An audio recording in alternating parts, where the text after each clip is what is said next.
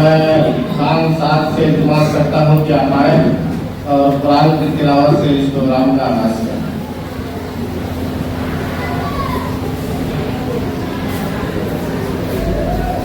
अस्सलामु अलैकुम वरहमतुल्लाहि वबरकातुहू। अऊज़ु बिल्लाहि मिनश शैतानिर रजीम। बिस्मिल्लाहिर रहमानिर रहीम। अलम तरा कैफ़ फ़अल रब्बुका बिअस्हाबिल फ़ील। अलम यजअल कैदहुम फ़ी तज़लील وأرسل عليهم طيرا أبابيل ترميهم بحجارة من سجيل فجعلهم كعصف مأكول صدق الله العظيم.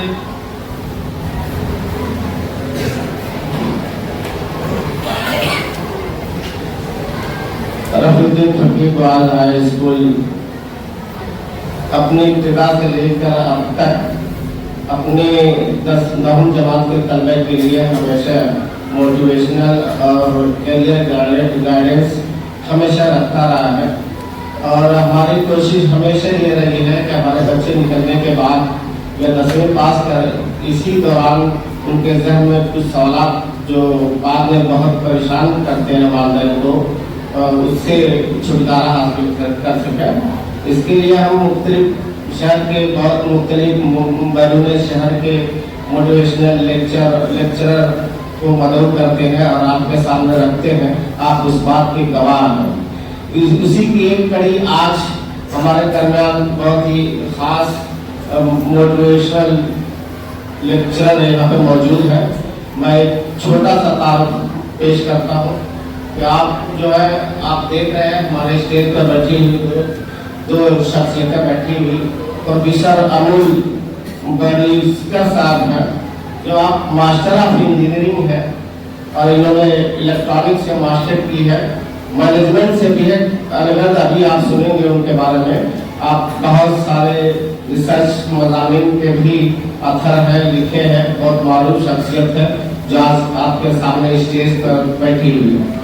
दूसरे शेख शाहजहां साहब हैं जो आप इलेक्ट्रिक्स से बीई हैं और 4-5 साल से भी से ज़्यादा आप जो है कॉलेजों में स्कूलों में बच्चों को लेक्चर देते हैं, उन्हें जो गाइड करते हैं। ये हमारे आज के मेहमान हैं। अभी आज उनका पूरा तारुफ हमारे स्कूल के सरबराह मोहम्मद शबीर सर से उनके बारे में आपको बताएंगे। मैं आपसे इल्तिमास करता हूँ कि आप आए और आज के इस प्रोग्राम के मकासद नीज़ हमारे मेहमानों का इस्तकबाल और उनके बारे में तलबा आगाह करें।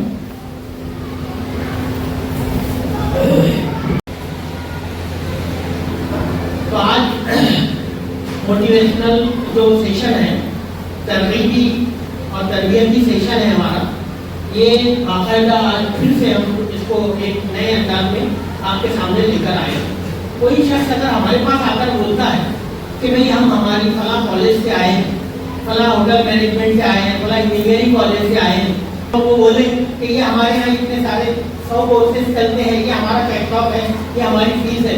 अरे पहले जो जिनको मालूमात देना है उनको पहले ये होश तो आए कि 10वीं क्लास के बाद में अगर उनको कोर्सेज बताए जा रहे हैं तो पहला मरहला 10वीं क्लास का बोर्ड का इम्तिहान पास करना है।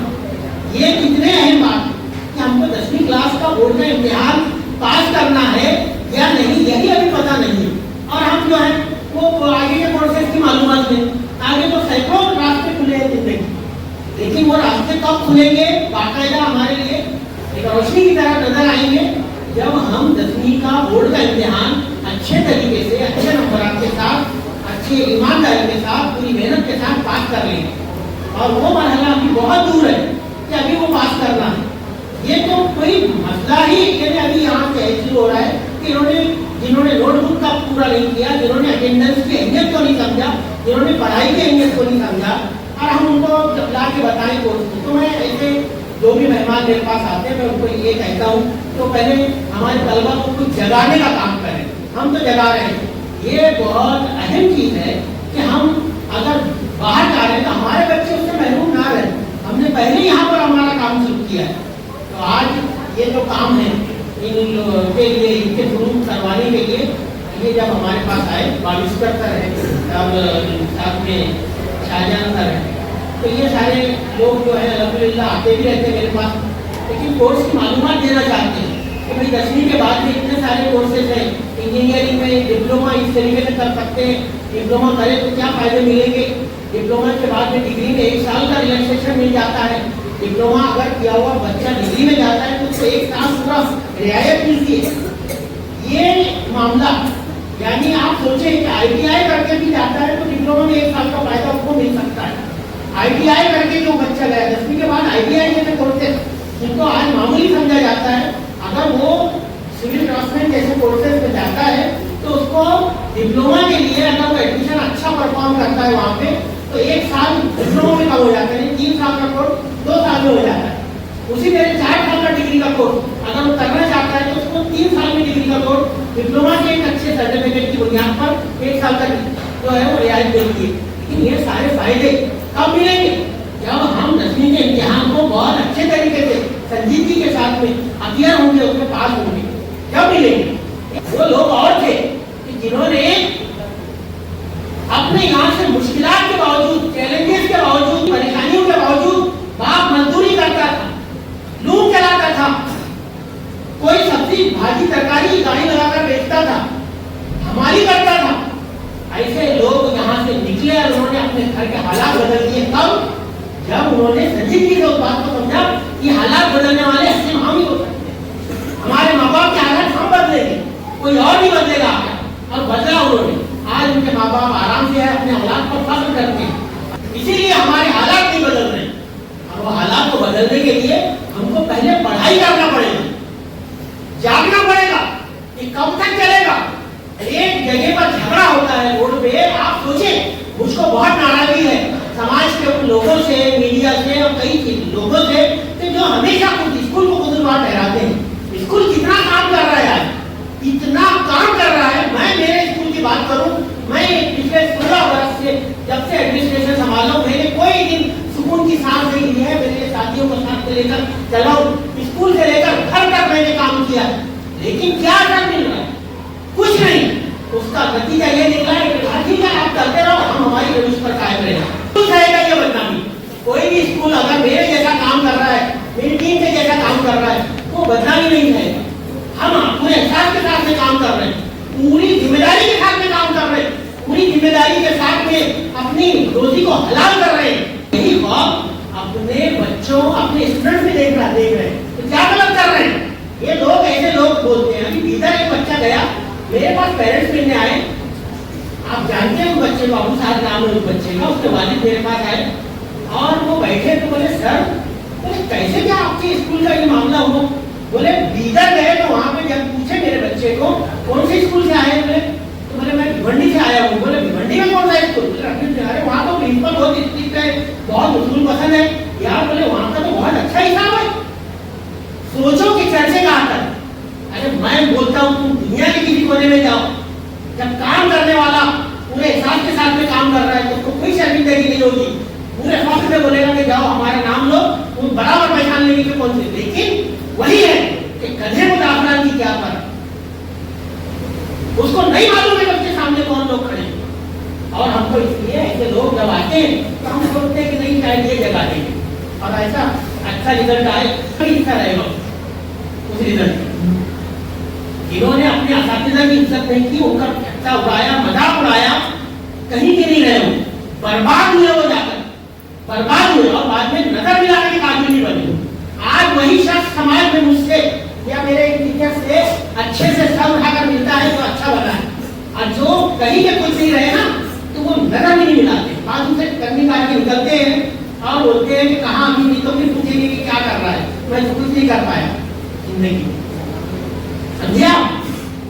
क्या करना चाहते हो कुछ? अभी भी करना चाहते हो कि नहीं करना चाहते हो? क्या तुम सोच भी नहीं सकते हो कि तुमने मेहनत को अपना शियार बनाया ही नहीं, तुमने समझा ही नहीं मेहनत की अहमियत को।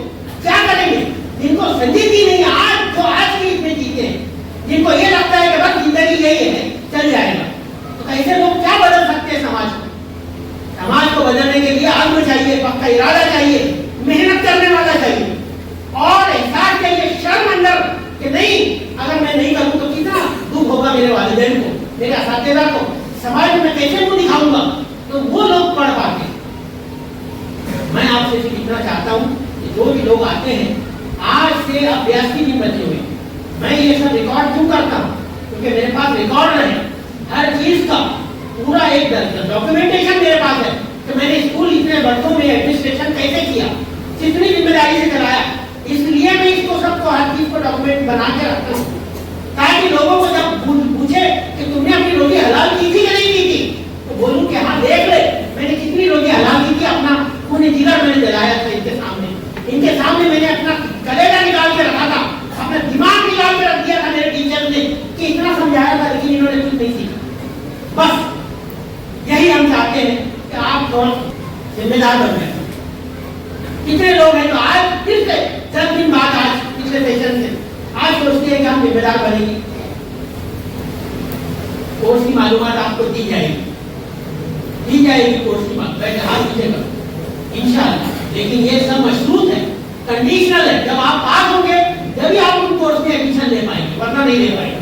बस मैं इतना कहकर अपनी बात खत्म करता हूँ, साथ में मैं इनका इस्तेमाल करता हूँ। मेहमानों का इस बार हमारे चेयरमैन आएंगे तो इंशाअल्लाह कुछ दूसरे तरीके से इस्तेमाल करेंगे।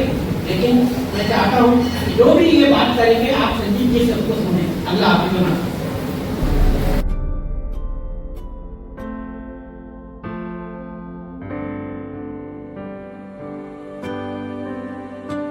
तालिब ने कहा है कि अगर तलबा ने अपने वालिदैन और अपने असातिज़ा की सख्ती को बर्दाश्त कर लिया, उसे दुनिया की और सख्तियां बर्दाश्त न सुननी पड़ेगी और न ही सहनी पड़ेगी। ये तमाम तरह हमारे लहजे में, हमारे बातों में जो सख्ती है, उस सख्ती के पीछे आपका सही होना है, आपको मोटिवेट करना है, आपको तारीफ देना है, आपकी गलतियों को बताना है, उसकी निशानदेही करनी है, उसको दुरुस्त करना है और इस बात को बताना है कि अगर आपने अपने वालिदैन की, अपने असातिज़ा की बातों को ध्यान से सुना, उनकी बात को माना, तो आपको जमाने की सख्तियां सहने से आप बच जाएंगे। और ये बहुत जरूरी है, अगर आपने जमाने का उस्ताद की सख्तियां आप सुनते हैं तो मुस्तक़बिल में इंशाअल्लाह आप जो है जमाने की सख्तियां नहीं सुन पाएंगे। इसलिए ये तमाम जो लहजे में सख्तियां और तलखियां रहती हैं, उसकी वजह सिर्फ ये है कि वो रिस्पॉन्स नहीं मिल पाता, वो चीजें सामने उठ के नहीं आप आती जो हम लोग क्लास में देखते हैं, वो सिंसियरिटी आपको नहीं दिखती, जिसकी वजह से ये अल्फाज, ये सख्त अल्फाज हमारी ज़बान से निकलते हैं। आपको इस पर बहुत ही ज्यादा ध्यान देने की जरूरत है। बहरहाल इस प्रोग्राम को आगे बढ़ाते हुए मैं मौसूफ को डॉक्टर कलाम दे रहा हूँ कि आप आए, हमारे तलबे को गाइड करें इस शेर के साथ कि कोई बज़्म हो, कोई अंजुमन, ये शार अपना कदीम है, जहाँ रोशनी की कमी मिली वहीं एक चिराग जला दिया। मैं आदरान से दरख्वास्त करता हूँ कि आप आए और हमारे तलबे को गाइड करें और मुख्तलिफ कोर्सेज के ताल्लुक से बताएं। लाइफ के लिए बन सको, तैयार हो सको, जहाँ पे आपकी लाइफ आसान हो, आपका जीवन आसान होना चाहिए। इसलिए उनके दिल में आपके लिए जो अच्छाई है, मैं देख रहा था कि सर बहुत ही दिल के गहराई से आपको गाइड कर रहे थे, आपको हर बार याद दिलाते हैं। जब 262 दिन 262 डेज बचा था, तब से वो आपको हर दिन याद दिलाते हैं कि आपको करना क्या है। आया ना, मैं बराबर बोल रहा हूँ कि नहीं? तो आपको खुद को बहुत खुशनसीब समझना चाहिए कि आपको ऐसे उस्ताद मिले, टीचर मिले, आपके बारे में ऐसा सोचने वाले लोग आपको मिले। तो इसके लिए आपको शुक्रगुजार होना चाहिए। आज यहाँ पे इस मंच पे आने का मेरा मकसद ये है, कुछ साल पहले मैं भी वो जगह पे बैठा था जिस जगह पे आप बैठे हो, और आज मैं इस जगह पे हूँ।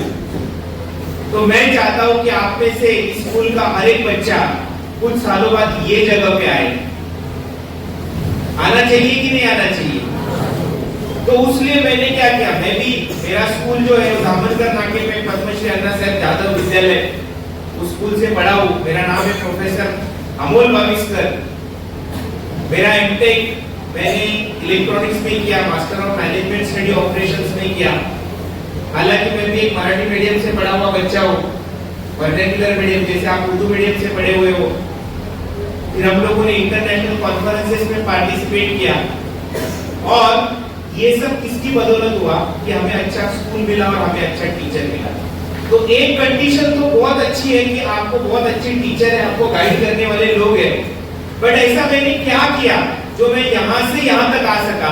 तो आज मैं आपको गाइड करने नहीं आया हूँ, मैं आपका दोस्त बन के आया हूँ। मुझे भी याद आया कि सर की तरह मेरे भी टीचर कभी मुझे डांटा करते थे, लेकिन उनके दिल में एक ही चीज रहती है कि मेरा बच्चा जो है इतना आगे बढ़े कि जब भी फ्यूचर में वो मुझे मिले या किसी को भी मिले तो उसके साथ आंख में आंख मिला के बात कर सके, ना कि शर्म से आंख झुका के बात कर सके। तो फ्यूचर में आपको आंख से आंख मिला के चलना है कि शर्म से झुका के चलना है? बराबर है?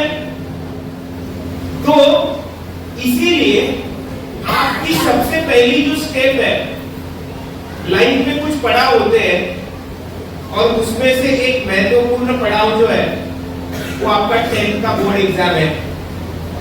और इस बोर्ड एग्जाम में आपका परफॉर्मेंस तय करेगा कि आपका लाइफ यहां से आगे कहां जाने वाला है।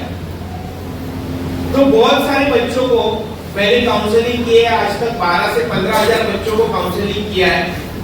उनको क्या क्या प्रॉब्लम आते हैं पढ़ाई में वो मुझे पता है, और उसी के बारे में आज मैं आपको हेल्प करने आया हूं। बहुत बार ऐसा होता है, कुछ बच्चों को तो मालूम है, आपने बहुत सारे एग्जाम दिया, कि आपकी प्रीलिम के टाइप की एग्जाम तो होती रही, होती कि नहीं होती? पेपर लिखते हो कि नहीं लिखते हो? लिखते हैं ना। तो पेपर लिखते टाइम बहुत बार हमें दिक्कत आता है।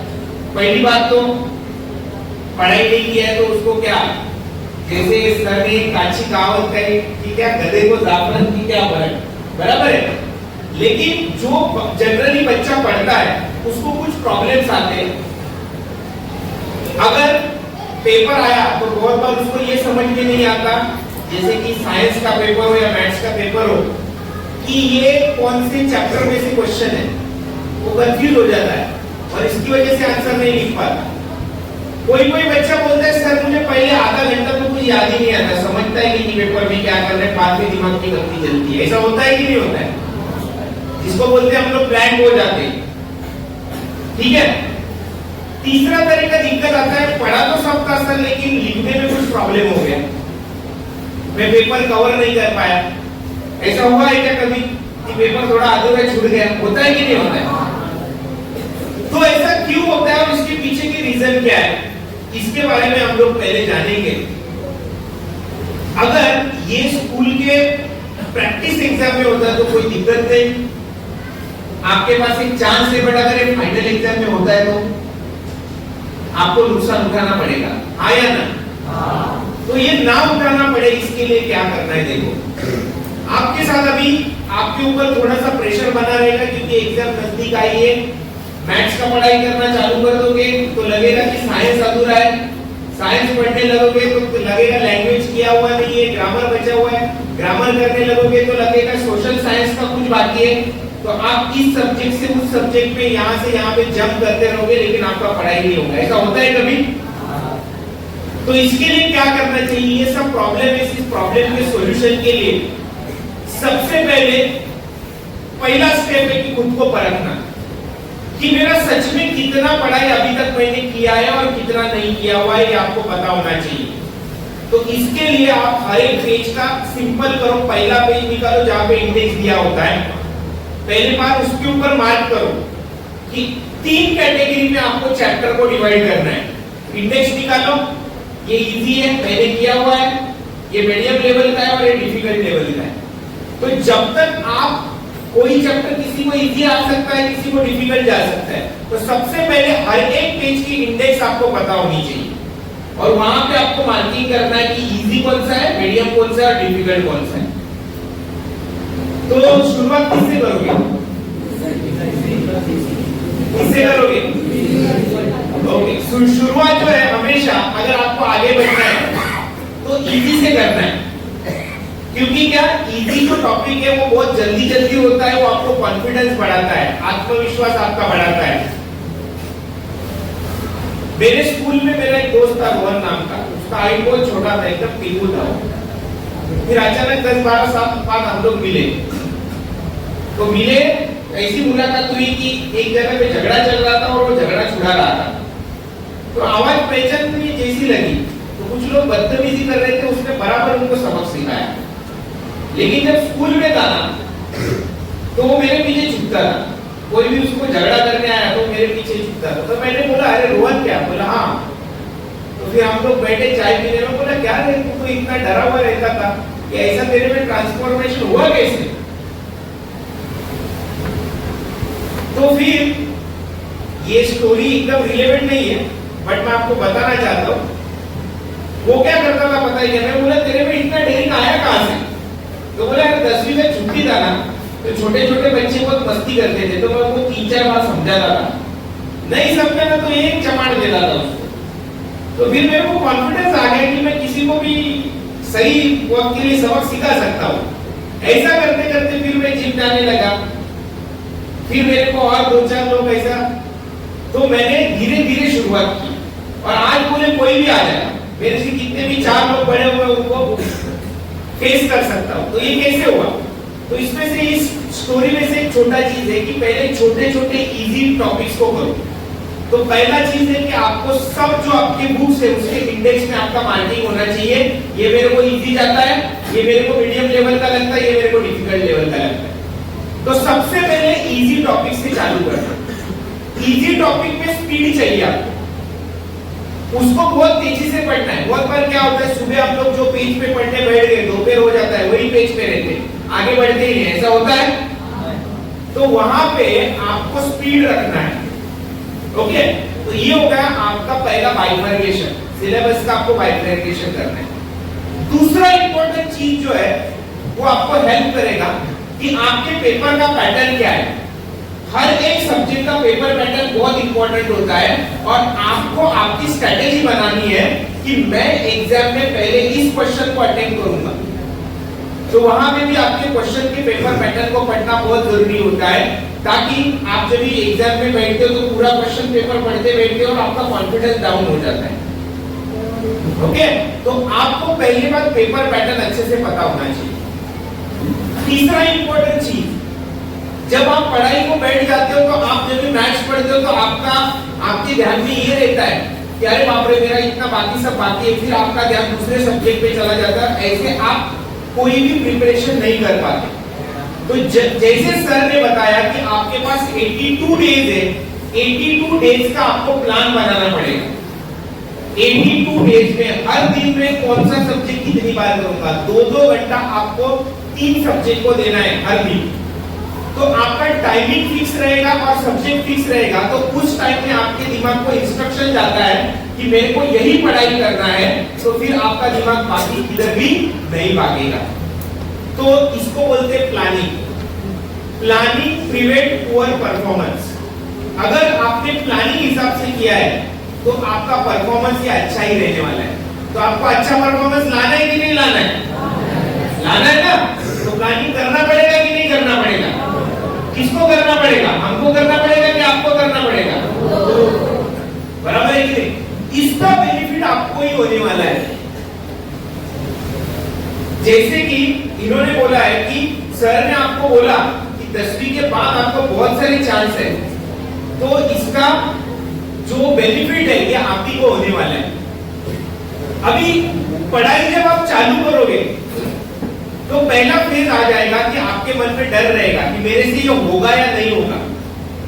ये पहला क्वेश्चन सवाल दिमाग में आता है कि मैं ये कर पाऊंगा या नहीं कर पाऊंगा। तो आप है ना उस सवाल पे फोकस मत करना, पढ़ाई करते रहना। आप करते रहोगे करते रहोगे करते रहोगे तो एक टाइम पे आपका पढ़ाई जरूर हो जाएगा। आप जब भी बुक पढ़ना चालू करते हो ना तो बच्चे का साइकोलॉजी क्या रहता है पता है क्या? बुक पढ़ना चालू किया, 2 पेज पढ़ा तो देखता है बाप रे मेरा इतना बाकी है, इतना बाकी है। तो आपका दिमाग हमेशा इसी पे अटका रहता है कि कितना बाकी है, इसमें नहीं होता कि कितना हुआ है। तो दिमाग उसके ऊपर ध्यान लगा देता है। आप हमेशा बोलते हो इतना बाकी है, तो आपके सबकॉन्शियस माइंड में चला जाता है कि मेरा बहुत सारा बाकी है। तो दिमाग को अच्छा इंस्ट्रक्शन देना चालू करना कि चलो 1 पेज पढ़ा ना, मेरा 1 पेज हो गया। ये मत देखो कि 99 पेज बाकी है, 1 पेज हो गया, फिर 2 पेज हो गया, फिर 3 पेज हो गया। ऐसा करते करते जब 100 पेज आपके कब पढ़ के हो जाएंगे आपको पता नहीं चलेगा।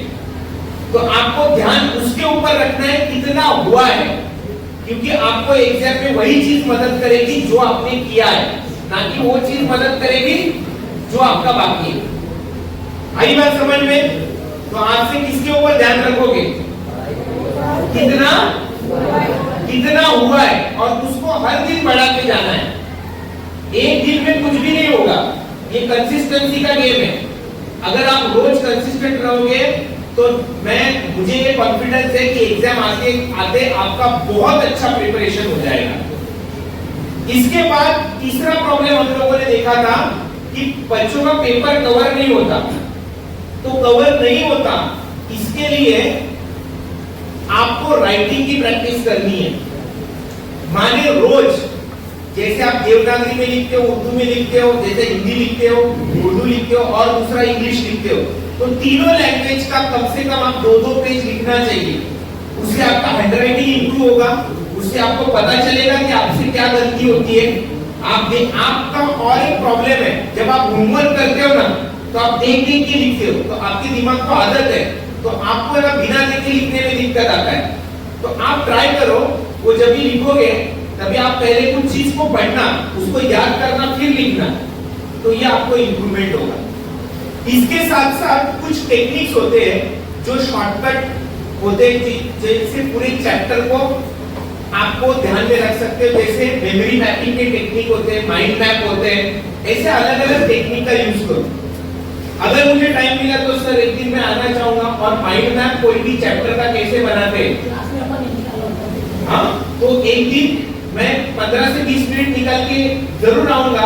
आपका जो आपने इनको जितने दिल के गहराइयों से गाइड किया, तो मैं थोड़ा इंस्पायर हो गया कि इनको बताऊं कि इस चैप्टर्स के माइंड मैप की टेक्निक को। माने एक चैप्टर आप एक पेज पे कैसा लिख के, अगर 10 चैप्टर तो आपके पास 10 पेज रहेंगे जो आप इजीली रिवाइज कर सकते हो।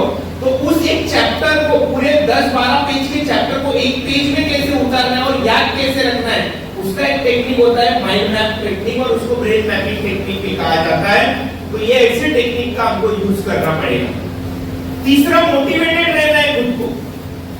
डीमोटिवेट करने के लिए आपको पूरी दुनिया पड़ी है, लेकिन खुद को मोटिवेट रखना खुद का काम है। हम किस घर में पैदा हुए, किस हालात में पैदा हुए, किस सिचुएशन से हम लोग जा रहे हैं, ये हमारे हाथ में नहीं है। बट फ्यूचर में हम लोगों का सिचुएशन क्या रहने वाला है, ये जरूर हमारे हाथ में। तो जो आपके हाथ में है उसके ऊपर आपको काम करना चालू करना पड़ेगा। दूसरा चीज कि आपको एक अच्छा इंसान बनना है। सर ने बहुत एक अच्छी बात कही कि जब यहाँ से स्कूल के बच्चे निकलते तो लोगों को लगना चाहिए कि नहीं यार, इस बच्चों में कुछ तो डिसिप्लिन है, क्योंकि आपका सक्सेस आपका है, बट आपका फेलियर आपके टीचर का है। क्या बोला मैंने? आप अगर सक्सेसफुल हो जाओगे ना तो लोग कहेंगे कि यार बच्चे ने बहुत मेहनत किया, इसीलिए बच्चा आगे बढ़ा। बट अगर आप फेल हो जाते हो तो क्या बोलेंगे? टीचर ने अच्छे से नहीं पढ़ाया है इसको। अगर इसीलिए आपको एक बात आपके जहन में रखना है कि आपका बर्ताव जो है, इसका दोष जो है आपके टीचर को लगता है। आपने अगर कोई गलत चीज बोल दी तो आपको लोग क्या बोलते? क्या है तेरे सर ने, टीचर ने तेरे को ऐसा सिखाया है, बोलते कि नहीं बोलते? सो हमारी इज्जत आपके हाथ में। हम आपको ऐसा सिखाते, स्कूल आपको ऐसा सिखाता है, तो अच्छी बात, हमारा लहजा अच्छा होना चाहिए, हमारा बात करने का तरीका अच्छा होना चाहिए। ये स्टूडेंट लाइफ है, इसके अंदर डिसिप्लिन होना चाहिए। ओके, सो इसी के बारे में एक शेर है, सुनना चाहोगे? हाँ, मेरे गुरु का मुझ पे यही एक एहसान हो, मेरे गुरु का मुझ पे यही एक एहसान हो कि मेरा काम ही मेरी पहचान।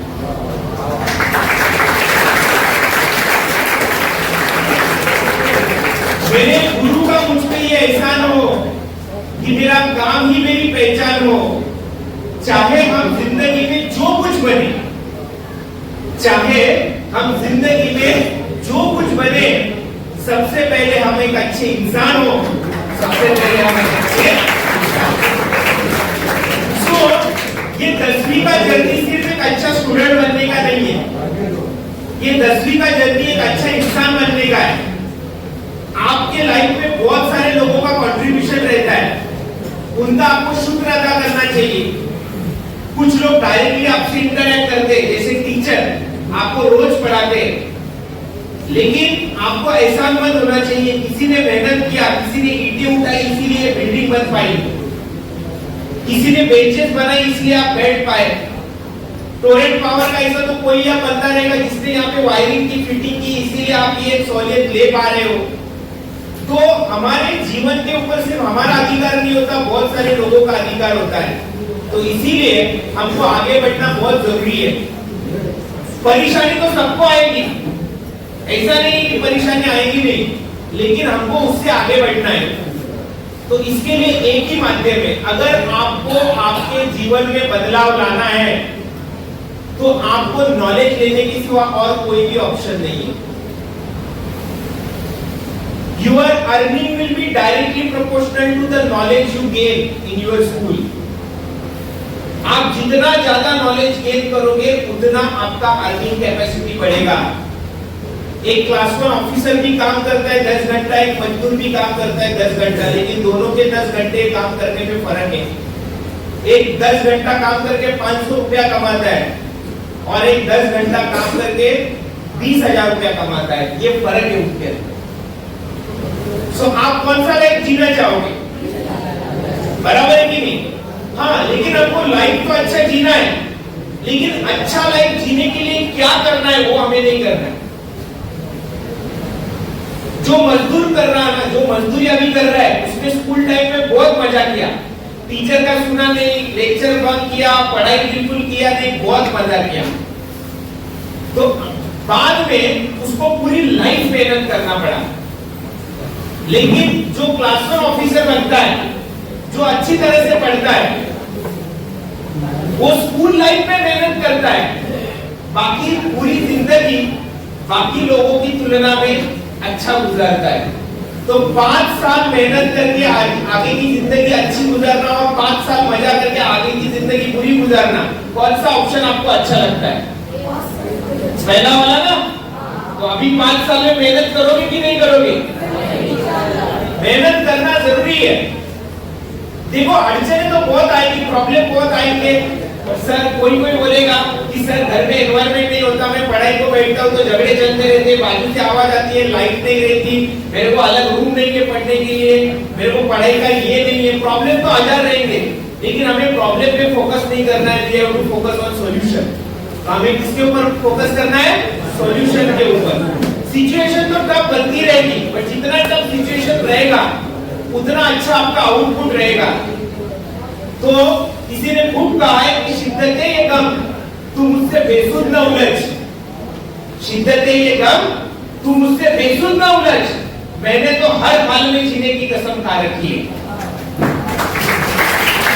मैंने तो हर हाल में जीने की कसम खा रखी है। खुद को बताना, क्योंकि खुद को मोटिवेट करना आप ही का काम है। आपको अफर्मेशन देना है।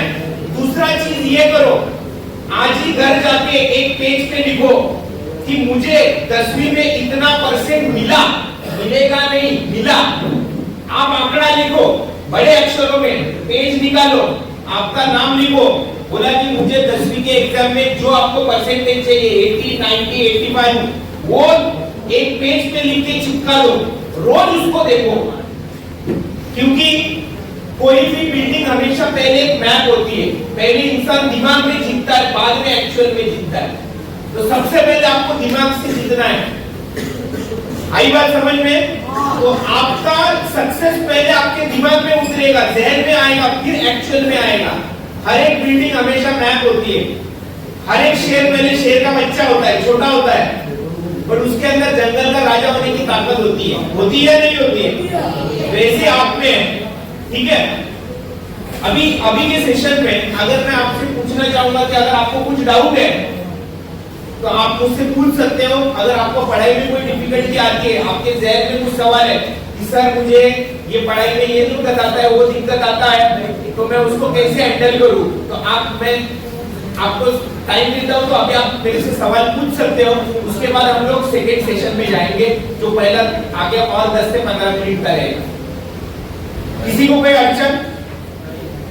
हाँ, नहीं? किसी को कोई डिफिकल्टी? सर मुझे पढ़ाई में कोई सब्जेक्ट के पढ़ाई में प्रॉब्लम आता है, तो उसको कैसे मैं हैंडल करूं, या लिखने में प्रॉब्लम आता है, या पेपर अटेम्प्ट करने में प्रॉब्लम आता है, ऐसा कुछ प्रॉब्लम आपके दिमाग में रहेगा, स्पेसिफिकली पूछो। मैं आपके लिए आया हूं और आपका दोस्त बन के आया हूं कि आपका एग्जाम नहीं है, मेरा भी एग्जाम है। तो मेरे एग्जाम में मैंने जैसे अच्छा नंबर लाया, वैसे आपको अच्छा नंबर लाने में मैं क्या मदद कर सकता हूँ, ये मुझे बताओ। कोई सवाल दिमाग में? कोई भी हाथ ऊपर करके खड़े हो जाओ, पूछो।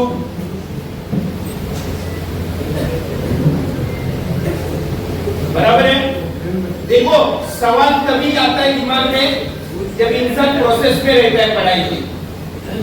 जब पढ़ाई पूरा हो जाता है तब दो ही केस में इंसान के जहन में सवाल नहीं उठता, जब उसका पढ़ाई पूरा हुआ है या फिर बिल्कुल नहीं हुआ है।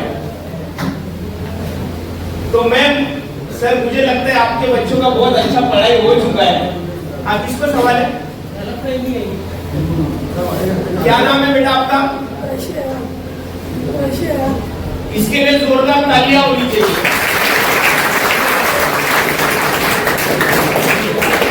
सवाल सबके दिमाग में है, लेकिन वो पूछने की हिम्मत नहीं है, तो इसने हिम्मत जुटाई, तो इसके लिए तालियां होनी चाहिए। बोलो बेटा, क्या सवाल है आपका?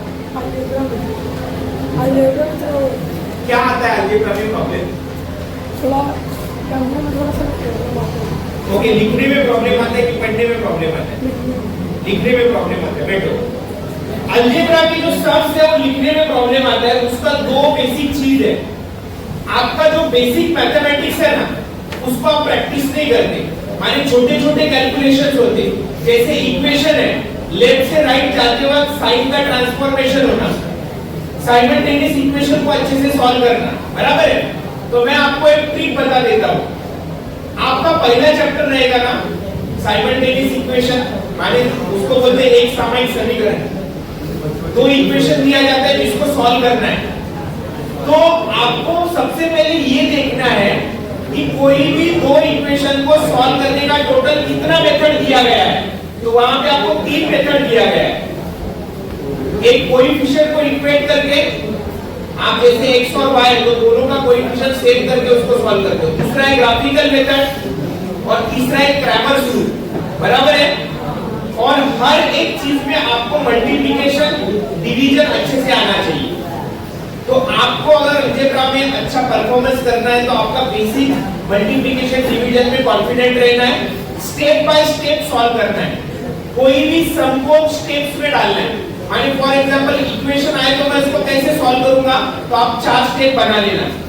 पहला स्टेप, जो प्रॉब्लम में दिया है उस इक्वेशन को मैं लिखूंगा। दूसरा स्टेप, अगर वो इक्वेशन स्टैंडर्ड फॉर्म में नहीं है तो मैं उसको स्टैंडर्ड फॉर्म में लेके आऊंगा। जैसे x + y - 10 = 0 है, तो स्टैंडर्ड फॉर्म में कांस्टेंट राइट हैंड साइड में होता है, तो x + y = 0। तो पहला स्टेप जैसा दिया है क्वेश्चन पेपर में इक्वेशन लिखना। दूसरा स्टेप, उसको स्टैंडर्ड फॉर्म में है कि नहीं चेक करना। तीसरा स्टेप, कौन से मेथड से मैं सॉल्व करूंगा, क्रैमर्स रूल से सॉल्व करने वाला हूं कि ग्राफिकल मेथड से सॉल्व करने वाला हूं कि साइमल्टेनियस इक्वेशन से सॉल्व करने वाला हूं। तो मेथड आपको चुनना है। जब भी आपको मेथड नहीं दिया रहेगा, गो फॉर क्रैमर्स रूल, क्योंकि क्रैमर्स रूल में आपको 3 डिटरमिनेंट निकालना पड़ेगा, एक d, dx और dy, और बाद में आपको dx को d से डिवाइड करोगे तो x मिल जाएगा। तो आपको कोई भी प्रॉब्लम को पहले स्टेप्स पे डालना है, समझ में ये बात? तो इक्वेशन को नोट डाउन करना, स्टैंडर्ड फॉर्म में डालना, क्रैमर्स रूल अप्लाई करोगे तो 3 dx और dy निकालना, तो उसको एक स्टेप पे फॉर्मेट में डालना है, तो फॉर्मेट फिक्स करना पड़ेगा, ये आपका सॉल्यूशन है। आई बात समझ में? ओके, और कोई दिक्कत? और कोई किसी को दिक्कत?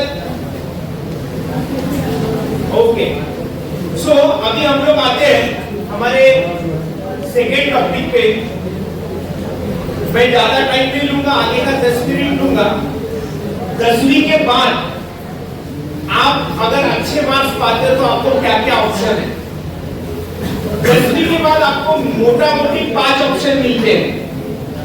एक तो 11वीं 12वीं साइंस में एडमिशन लो, 11वीं 12वीं आर्ट्स में एडमिशन लो, 11वीं 12वीं कॉमर्स में एडमिशन लो, या फिर ITI में एडमिशन लो, या डिप्लोमा में एडमिशन लो। ये मोटा मोटी 5 ऑप्शन आपको होते हैं। जैसे आप आगे बढ़ोगे वैसे आपको लगभग साइंस में क्या नहीं समझ में आता? क्या समझ में आता?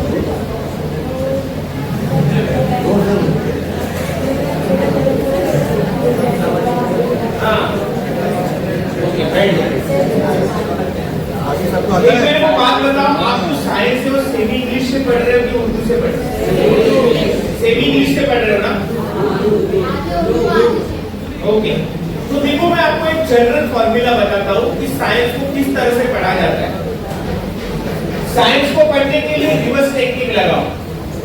सबसे पहले जाके क्वेश्चन पढ़ो, बाद में आगे आपको कॉन्सेप्ट पढ़ना है। साइंस कॉन्सेप्ट के ऊपर बेस्ड है।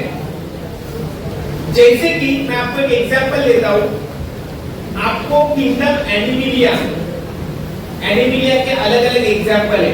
पोरीफेरा, सिनिडेरिया, सिंटेनोफोरा, प्लैटिहेल्मिन्थस, एस्किलामिन्थस, एनिलिरा, ऑर्थोपोडा, मोलस्का, इकारोडर्माटा, हेमिकॉर्डाटा, कॉर्डाटा, बराबर है? कितने फाइलम से आपको? अभी ये फाइलम मेरे को कैसे याद है? मैंने मेरे स्कूल में पढ़े थे, अभी भी याद है मेरे को।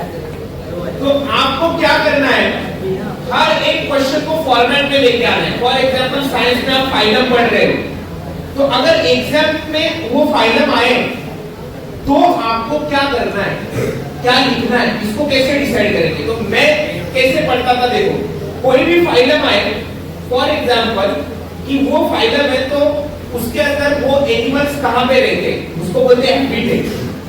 पानी में रहते हैं, अर्थ में रहते हैं, उसको बोलते हैं एक्वियस है, फ्रेश वाटर एनिमल है, तो उसका हैबिटेट के बारे में पहला पॉइंट लिखने का। दूसरा पॉइंट लिखने का कि वो यूनिसेल्युलर है कि मल्टीसेल्युलर है, एक सेल से बना है कि ज्यादा सेल से बना है, तो ये दूसरा पॉइंट हो गया। तीसरा पॉइंट उसका बॉडी प्लान कौन सा है, जो लोअर एनिमल्स है उनको माउथ और एनएस ऐसा दो अलग अलग ओपनिंग नहीं है, जिस मुंह से बातें वही मुंह से एक्सक्रीशन बाहर निकालते हैं, तो उसको बोलते हैं ब्लाइंड सैक बॉडी प्लान, और एक होता है tube with tube body plan. तो आपको फॉर्मेट लिखना है कि पहले वो एनिमल कहां पे रहता है, वो यूनिसेल्युलर है कि मल्टीसेल्युलर है, उसका बॉडी प्लान कैसा है, उसका बॉडी सिमेट्री कैसा है, उसका डाइजेस्टिव सिस्टम वेल डेवलप है या नहीं है, उसका रिप्रोडक्शन कैसे होता है, सेक्सुअल रिप्रोडक्शन होता है या सेक्सुअल रिप्रोडक्शन होता है, और उसका एग्जांपल। बन गया 8 पॉइंट, तो 2 मार्क्स के लिए आता है। 8 पॉइंट जब याद रखोगे तो उसमें से 4 तो लिख ही पाओगे। हाँ, बट आपको 2 चीजों के बारे में एकदम प्रॉपर स्टडी करना पड़ेगा, उस फाइलम का एग्जांपल क्या है और उसका डायग्राम क्या है। तो एग्जांपल और डायग्राम में आप कोई भी हेरफेर नहीं कर सकते, बाकी ये जनरल पॉइंट है, ये सबको लागू होगी, सिर्फ एग्जांपल और डायग्राम चेंज होगा। दूसरा, उसके अंदर माइक्रो ऑर्गेनिज्म होते हैं, लैक्टोबैसिलस सर्विसिया, बराबर है कि नहीं, सैक्रोमाइसिस, थर्मोजेनिया, ऐसे अलग अलग बैक्टीरिया होते हैं, उसके स्पेलिंग आपको लिख के प्रैक्टिस करना है। अभी स्पेलिंग को प्रैक्टिस करने के टाइम में जो बड़ा वर्ड होता है ना, अभी सैक्रोमाइसिस सर्विसिया एक वर्ड है, तो उसको 3 पार्ट में तोड़ना है, सैक्रोमाइसिस सर्विसिया। तो आप बड़े वर्ड को 3 छोटे पार्ट में तोड़ के प्रैक्टिस करोगे, ध्यान में रखोगे, तब आपको उसका स्पेलिंग ध्यान में रहेगा। समझ में आई बात? तो आपको साइंस में कॉन्सेप्चुअल पढ़ाई करना है, रटना नहीं है। तो जैसे अभी 10 पाइलट है, 10 पाइलट में वो कहाँ पे रहते हैं, उसका बॉडी प्लान क्या है, बॉडी सिमेट्री क्या है, सिमेट्री क्या है, असिमेट्री क्या है, तो ये जनरल पॉइंट हो गए। तो ये जनरल 6 पॉइंट आपने लिख के आपको एक टेबल बनाना है। एक ऐसा बीच वाला पेज रहता है ना, वो निकालो, वहां पे पैरामीटर्स लिखो, 10 फाइलम लिखो और उसका एक एक वर्ड में वहां पे लिख के रखो कि इसके बारे में क्या लिखोगे, और सेंटेंस आपके वर्ड्स में लिखना है, आपको रट्टा नहीं मारना है। एग्जाम में छोटे छोटे सेंटेंस बनाना, जैसे कि फॉर एग्जांपल आपको एक ऑर्गेनिज्म है, वो पता है कि ये यूनिसेल्युलर है, तो organism belong to kingdom Monera is a unicellular organism. तो आपको सेंटेंस खुद को बनाना है, पॉइंट ध्यान में रखना है। आप क्या करते हो, सेंटेंस बाय हार्ट करते हो और वर्ड लिखते हो, आपको उल्टा करना है, वर्ड ध्यान में रखना है और उससे सेंटेंस बनाना है। समझ में आई बात? तो साइंस को कॉन्सेप्चुअली पढ़ना, उसको वर्ड्स के फॉर्म में लिखना, मेन इंपॉर्टेंट कॉन्सेप्ट क्या है, फिर आप उसको स्टडी करना। और ओके, तो अभी हम लोग बढ़ते हैं हमारे आगे वाले सेशन के लिए। जैसे कि आप मैंने बताया कि 10वीं में अच्छे मार्क्स मिलने के बाद आपको मोटा मोटी 4 ऑप्शन है, 5 ऑप्शन है। जैसे कि आप 11 12 साइंस में जा सकते हो, कॉमर्स में जा सकते हो, आर्ट्स में जा सकते हो, उसके बाद डिप्लोमा में जा सकते हो या आईटीआई में जा सकते हो। आप कौन सा लाइन चुनते हो, इसके ऊपर अलग लगभग 144 टाइप के करियर ऑप्शन आपके पास अवेलेबल होते हैं। बट जिनको इंजीनियरिंग को ही जाना है, जिनके जहन में मुझे आर्टिफिशियल इंटेलिजेंस में इंजीनियरिंग करना है, मशीन लर्निंग करना है, तो आपको है ना एक 10वीं के बाद डिप्लोमा में एडमिशन लेना सही रहता है। आप 12वीं साइंस करके भी डिप्लोमा में इंजीनियरिंग में एडमिशन ले सकते हो। 11वीं 12वीं के 2 साल होते हैं और इंजीनियरिंग का 4 साल होता है, ऐसे 6 साल लगते हैं। पर जैसे कि सर ने कहा डिप्लोमा 3 साल का होता है। अगर आप 3 साल का डिप्लोमा कर लेते हो तो आपको डिग्री के डायरेक्ट सेकेंड ईयर में एडमिशन मिल जाता है और आपका डिग्री आगे से अच्छे से बढ़ता है। सो आपको टेक्निकल लाइन में अगर आगे बढ़ना है, चाहे वो कोई भी हो, आपको 11 12 साइंस करके आगे बढ़ना है या आपको डिप्लोमा करके आगे बढ़ना है, तो हम लोग दोनों केस में आपको गाइडेंस प्रोवाइड करते हैं। हम लोग आर्माइट इंजीनियरिंग कॉलेज से आए हुए हैं, शाहजहां सर और मैं। हमारे कॉलेज का नाम है Alamuri Ratnamala Institute of Engineering and Technology, जो साबगांव में है। भिवंडी से अपने कॉलेज का बस जाता है। दूसरा, हम लोग आपको ये भी गाइड करते हैं कि अगर आपको टेक्निकल एजुकेशन में जाना है तो लोगों के ध्यान में रहता है कि अरे बहुत खर्चे वाला फील्ड है, इसके अंदर बहुत पैसे का खर्चा होता है, लेकिन हम आपको इस तरह से गाइडेंस प्रोवाइड करते हैं कि how to do your education free of cost. आपका एजुकेशन फ्री ऑफ कॉस्ट आप कैसे कर सकते हो, आपको कौन कौन सी स्कॉलरशिप है जो गवर्नमेंट ऑफ महाराष्ट्र देती है, उसके लिए आपको कौन से डॉक्यूमेंट्स है जो आपको बनाना जरूरी है, कितने टाइप से स्कॉलरशिप आप ले सकते हो, और डिप्लोमा ही नहीं, आप आपका पोस्ट ग्रेजुएशन तक का एजुकेशन जो है फ्री ऑफ कॉस्ट कर सकते हो। तो अगर किसी को इंटरेस्ट है कि सर मुझे artificial intelligence, machine learning, electronics, computer, IT, electrical, mechanical, automobile, इस फील्ड में इंटरेस्ट है, तो डेफिनेटली आपके एग्जाम के बाद जो है वो हम लोग आपको स्पेशली गाइड करेंगे। यहाँ पे आपको सर एक फीडबैक फॉर्म देंगे, वो फीडबैक फॉर्म जो है वो आपको भर के रखना है। लेकिन मैं आपको 2 से 3 चीजें इंपॉर्टेंट बताऊंगा। आपको डिप्लोमा के एडमिशन के लिए क्या क्या चीजें जरूरी रहने वाली है। तो सबसे पहला एक इंपॉर्टेंट डॉक्यूमेंट जो रहता है वो आपका मार्कशीट रहता है, वो तो आपको स्कूल से मिलेगा। मार्कशीट और एलसी तो आपको स्कूल से मिलता है, बट अगर आप कास्ट में आते हो तो कास्ट सर्टिफिकेट पे अप्लाई करके रख दो, और आपके पेरेंट्स का इनकम सर्टिफिकेट बनाना बहुत जरूरी है। हाँ, तो आपको हाँ समझ में आई बात? तो सबसे पहला स्टेप है कि आपको 10वीं में अच्छा स्कोर करना है। ये तो मैंने खाली इंट्रोडक्शन बताया। आपका जैसे ही 10वीं का एग्जाम होता है, धामनगर नाके पे हमारा खुद का ऑफिस है, आप आके वहां पे फ्री ऑफ कॉस्ट में गाइडेंस ले सकते हो।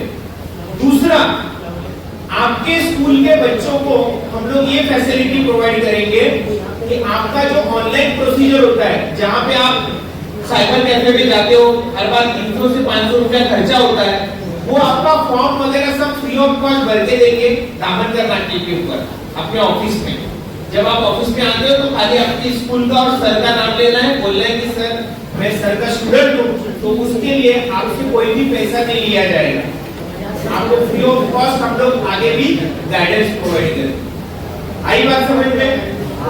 और मैं आपको एक चीज बताना चाहूंगा जाते जाते कि आप सर के बारे में जो है आप याद करोगे सर को कि ऐसा कोई बंदा था जो सच में जिसको लगता था कि हम आगे बढ़ने चाहिए। दोस्तों, माँ बाप के और गुरु के सिवा आपका दुनिया में कोई नहीं जो अच्छा चाहेगा। ये दो ही लोग हैं जिनके मन में कोई स्वार्थ नहीं होता, जो हमेशा आपका अच्छा ही सोचते हैं, बुरा नहीं सोचते। तो आज के सेशन से आपको क्या क्या सीखने को मिला? सबसे पहली बात, आपको प्लानिंग करना है। Planning prevent poor performance. दूसरा, उस प्लानिंग को करके बुक में नहीं रखना है, उसको इंप्लीमेंट करना है। ये 82 डेज है आपके पास, 82 दिन है। 82 दिन में 82 बार आज एक ऐसा 82 चक्कर लगाएगी। मानिए दुनिया पूरा 82 बार चक्कर लगाती है, तो आप आपकी जिंदगी को नहीं पलट सकते क्या? पलट सकते हो कि नहीं पलट सकते हो?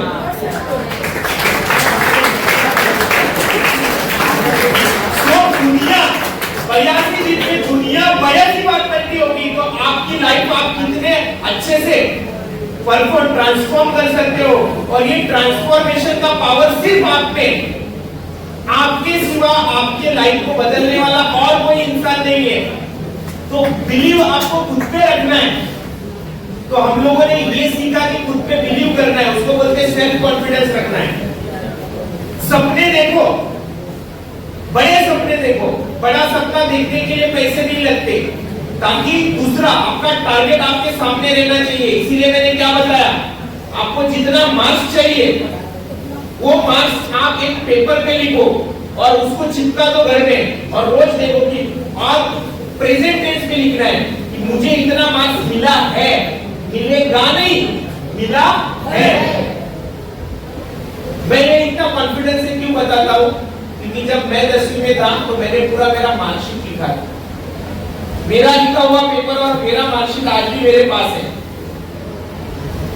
मेरे को लगभग खाली थोड़ा सा 99% वो मार्क्स मैच हुए। कितना परसेंट? 99%। समझ में नहीं बात? सो कॉन्फिडेंस रखना है बेटा। सर जो बोलते हैं ना आपको, सर इतना दिल से अपना खून जला के बात करते हैं ना, तो अगर उनके जले हुए खून की कीमत आपको अदा करनी है तो आपको खुद के ऊपर काम करना पड़ेगा।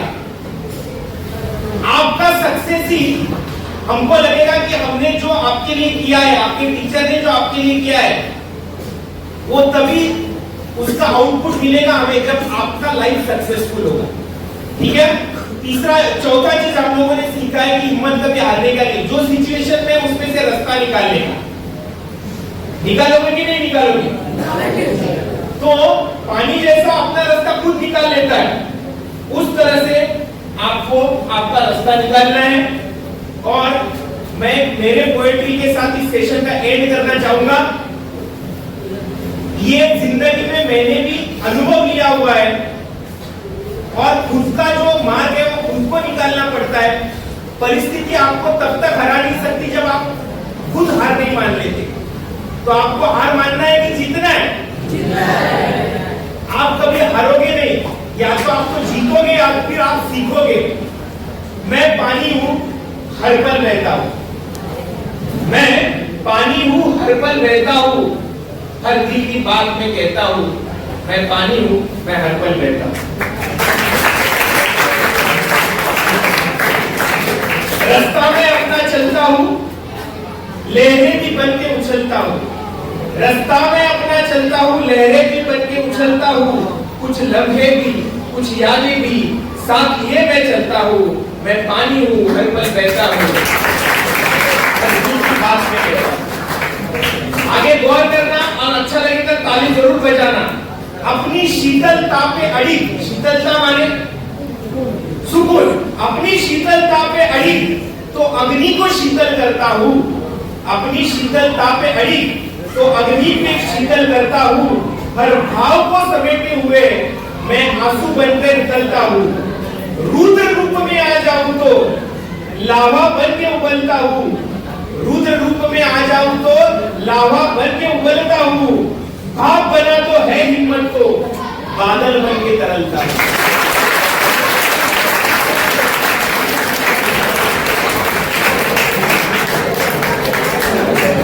अरे भाप बना तो है हिम्मत तो बादल बन के तरलता हूँ, बरसता हूँ बेखौफ ऐसे, बरसता हूँ बेखौफ ऐसे, मैं हर नक्शे को बदलता हूँ, मैं पानी हूँ अंदर रहता हूँ।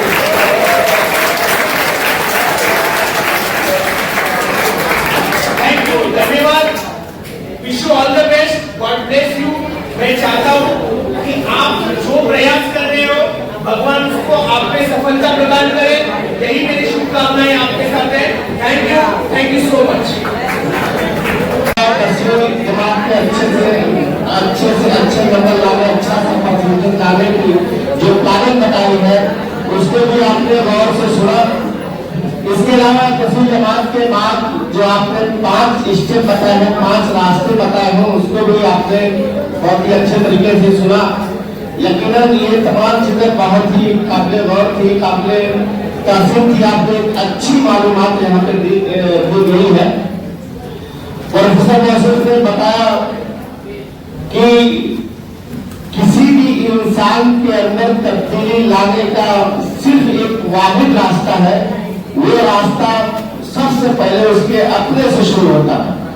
अगर तालिब इल्म या कोई बच्चा ये सोचता है, ये प्लानिंग करता है कुछ आगे करने के लिए, अपने आप को संवारने के लिए, अपने मुस्तकबिल को, अपने स्टडी को बहुत ही बेहतर बनाने के लिए, तो सबसे पहले उसे दिमाग में प्लानिंग करनी है, उसे सोचना है और अपने उसी वक्त उसकी शुरुआत करनी है। आप अपने जब तक आप अपने आप को तैयार नहीं करोगे तब तक आपकी तरक्की आपसे ही शुरू होती है। आपको नहीं करना है, आप इससे की मेहनत कोई दूसरा करने वाला नहीं है। आइए अब मैं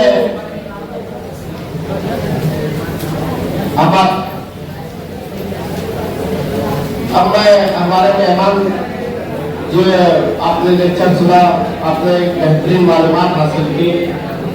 प्रोफेसर मौसूफ आज के हमारे बहुत ही खास लेक्चर रहे, बहुत ही अच्छा, बहुत ही बेहतरीन सर आपने लेक्चर दिया, हमारे बच्चों को गाइड किया। मैं उनको इस्तेमाल करना चाहता हूँ। मैं अपने स्कूल के मुअल्लिम जनाब मजाक भूरे साहब से दरखास्त करता हूँ कि आपकी खिदमत में छोटा सा तर्जुमा पेश करें। ये भी रहता है कि बाद में जब आप कामयाब हो जाएं कि ये लोग कभी आपसे उसकी बुनियाद पर कांटेक्ट कर सकते हैं कि भाई आपको आप तक पहुंचने के लिए जरिया है पहचानना, तो उसको भर के दें उनको, ताकि आपको रहनुमाई मिले।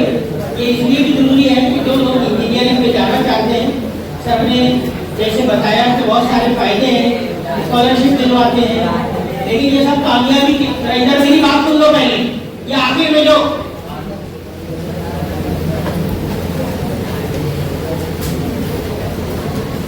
ये सब उसी सूरत में मुमकिन होगा जब आप एसएससी इम्तिहान को बहुत संजीदगी से लेकर बहुत मेहनत करके जो माजी में नुकसान हो गया उसको भुलाकर मुस्तकबिल को ध्यान में रखें कि नहीं, मुझको शर्मिंदगी नहीं उठाना है, मेहनत करके आगे बढ़ूंगा मैं और माजी में किसी शर्मिंदगी को दोहराऊंगा नहीं, बल्कि मैं बस उनके साथ में मेहनत करूंगा, कामयाब होकर बताऊंगा। तो ये तरीका इंशाअल्लाह अगर आप करते हैं तो फिर ये सारे कोर्सेज जो उन्होंने बताए बहुत काम के हैं। इंजीनियरिंग कोई मामूली फील्ड नहीं है। हमारे यहाँ से सैकड़ों इंजीनियर्स बने हैं, सैकड़ों डॉक्टर्स, वकील काम कर रहे हैं।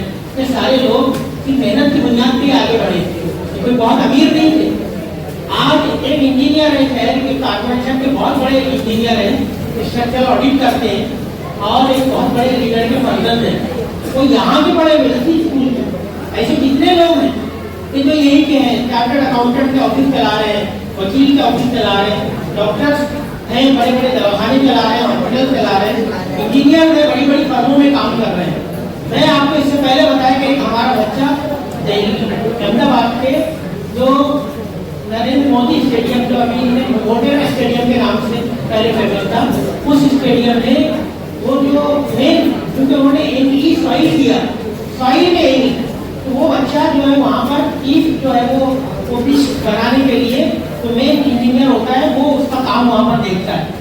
ये सब हमारे यहाँ के बच्चे जो इतनी जगह पर पहुंचे अल्हम्दुलिल्लाह, और ये हमको फाखर वजह तौर पर कि हमारा प्रोडक्ट है। आप जिन शख्सियत को अभी सुन रहे थे, इन्होंने बहुत अच्छा जगाने का काम किया। अमोल बाविस्कर सर नहीं है, कोई मामूली बंदा नहीं है। आपके सामने मराठी मीडियम से पढ़कर, सबसे पहले फिर से सुनिए, मराठी मीडियम से पढ़कर एमई और एमई करने के बाद में भी उन्होंने कई सारे ऐसे डिग्रियां उन्होंने मास्टर में हासिल की है, पोस्ट ग्रेजुएट डिप्लोमा किए बहुत सारे। एक लिस्ट है जिसको पढ़ने में आधा घंटा लगे। ये लोग है यूं ही आगे नहीं बढ़े, ये मेहनत से आगे बढ़े। अभी भी आप चाहें तो अपना इरादा पक्का करें और बोले कि नहीं मैं करके बताऊंगा, कि वही क्यों बढ़ा है आगे, मैं भी बढ़ के बताऊंगा। और ये चीज आप ही से मुमकिन है, क्योंकि तब्दीली का जो पहला अंसर होता है, पहला एजेंट होता है, वो अपने आप से में होता है और वो आपको करना है। इसके अलावा एक बहुत अहम चीज जो मैं आपको हिदायत दे रहा हूँ कि हम no copy no cheating board की जो पॉलिसी है एसएससी बोर्ड की, उस पर अमल करते हैं। एक बात समझ लें, हमने कभी कोई शहर का एक ऐसा सेंटर जिस पर सबसे ज्यादा बच्चे शरीक होते हैं, लेकिन कोई बच्चा ना चीटिंग कर पाता है, ना कोई बोल पाता है, ना कोई इससे देख पाता है। बहुत सख्त इम्तिहान होता है, तो बोर्ड के इम्तिहान को आप हल्का फुल्का ना समझें। आपके जहाँ सेंटर लगने वाले हैं, मैं आपको बता दूं ज्यादातर बच्चों के सेंटर बीआर हाई स्कूल या चाचा नेहरू हाई स्कूल या फिर इसको अपने शहर के ग्रामीण आलिम स्कूल में वहाँ पर एनईएस वगैरह वहाँ पर होते हैं। तो ये आपको ध्यान में रखना चाहिए कि आपका सेंटर कोई ऐसे स्कूल में नहीं लगेगा जहाँ पर आप कैमरे की नजर में नहीं होंगे, बल्कि आपके ऊपर बहुत सख्ती होगी। इसके लिए आपको सख्त मेहनत करना है। चीटिंग करते हुए पकड़े गए तो कानूनी कार्रवाई अलग, बोर्ड की तरफ से 5 साल के लिए दीवार होंगे, 5 साल के लिए रेस्ट्रिक्ट होंगे, वो अलग। और वालिदैन को और आपको मोहल्ले में शहर में जो होने वाली परेशानी है, अखबारों में मीडिया में जगह जगह आपके नाम, वो अलग। एक शर्मिंदगी उठाने से बेहतर है कि आप ईमानदारी से अभी पढ़ाई शुरू करें, और ये पढ़ाई आपके लिए बहुत जरूरी है। मैं ऐसा समझता हूँ कि अगर आप ईमानदारी से करेंगे तो कोई गलत तरीका अपनाए बगैर एतमाद के साथ में अपने एसएससी इम्तिहान कामयाब कर पाएंगे। जो लोग अभी भी इसको संजीदगी से नहीं सुन रहे हैं, वो नुकसान उठाने वाले हैं। ये मैं आपको अलर्ट कर रहा हूँ। हमने आखिर में जाते जाते कई ऐसे प्रोजेक्ट हमारे हर साल में शुरू रहते हैं, उसमें 2 अलग-अलग किस्म के बच्चों को तकसीम किया है कि हमने बहुत कमजोर बच्चे जो पास होने की जिनकी जो है तवक्कुआत कम है, उनको अलग किया है, और जो बहुत अच्छे बच्चे जो 80% तक पहुंच सकते हैं, 75 का उनको 90 तक 95 तक पहुंचाने की तमन्ना करते हैं तो, और ख्वाहिश करते हैं। तो ये सारे अलग अलग बैच हमने बनाए और हम इनकी क्लास इंशाअल्लाह आज ही से थोड़ी देर बाद शुरू करने वाले हैं। तो आपको यहाँ पर रोजाना स्कूल की छुट्टी के बाद जो असातिज़ा आपको आएंगे, वो बच्चे जो अलग अलग बैच में हैं, उनको अलग अलग बैच के मुताबिक कमजोर बच्चों की क्लास अलग और अच्छे बच्चों की क्लास अलग ये चलने वाली है। लेकिन अच्छे वाले भी ये सोच के चले कि उनको कुछ नहीं आता है, उनको ज्यादा सीखना है, और कमजोर वालों को ये सीखना है कि नहीं मैं पास होकर बताऊंगा, अगर मुझे इन्होंने कमजोर समझ लिया तो मैं बताऊंगा कि मैं कुछ कर सकता हूँ। और इसके लिए 2 बैच की पढ़ाई इंशाअल्लाह आज इससे बाकायदा शुरू होगी, और इसके लिए अभी मजीद सर और गफर आलम सर आपको यहाँ पर बताएंगे कि 2 बैच कौन से हैं। दोनों में आपकी हाजिरी लाजमी है। अगर आप हाजिर नहीं रहते हैं तो आपका जो है वो इम्तिहान मुमकिन नहीं हो सके। हम अपने तौर पर कोशिश कर रहे हैं कि हम अपने बच्चों को दोनों तरीके से गाइड करें, जो अच्छे हैं उनको आगे बढ़ाने के लिए, जो पास नहीं हो सकते उनको पास करवाने के लिए। लेकिन ये सब मेहनत से होगा और ईमानदारी से होगा, इसके लिए आप हमारे साथ दीजिए। मैं उम्मीद करूंगा कि आप अभी गफर आलम सर और मसीह सर से इसके बारे में मालूमात लेकर फिर घर जाएंगे। दूसरे एक और चीज, ये तो फीडबैक फॉर्म है, गफर सर ये सारे फीडबैक फॉर्म पहले जमा करके इनके पास में जमा करते हैं। अल्लाह हाफ़िज़।